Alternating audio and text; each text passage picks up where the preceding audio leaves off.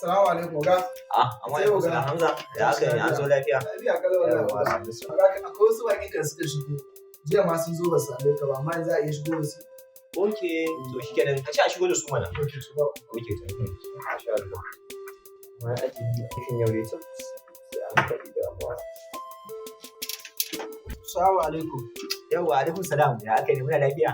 Mun zo a muna gigiza ne. Mun kaje mana dariya ne. A'a, ya hakuri mutum ya. Yanzu kayan za mu ko? Saka kakin. To ba matsala, na riga na san ya Hausan ka. Oh, kai. Skyline ko?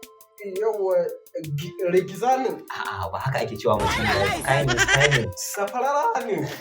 To, yanzu Skyline akan me za a muku ne? Sadiki bai Allah. Amma wannan ƴar uwarka ce ko kuwa ƙanwarka ce? Tar da zan aura ce. Wannan mata ne ya ka aura? Ka ji haushi ne? A'a, ban ji haushi ba wallahi. Ka tunan dai tabarkalla, masha Allah. Ka duba muka ba. Koran kaga ita fara ce ne baki ne. Yanzu ba wannan bane shikenan. Yanzu Skynet za a muku ko? Amma yanzu dai ka san Skynet din mata ake fara mawa. Yanzu da mu shiga da ciki da ita sai a fara mata Skynet din. To. Yanzu dai mutum ya dubban wannan ba. Yanzu dai da mu shiga da ita a mata Skynet. Ka san ina akwai patients ne da suke jira na a waje sosai. Dan haka da mu je mu fara aiki da wani. Tashi mu shiga shi.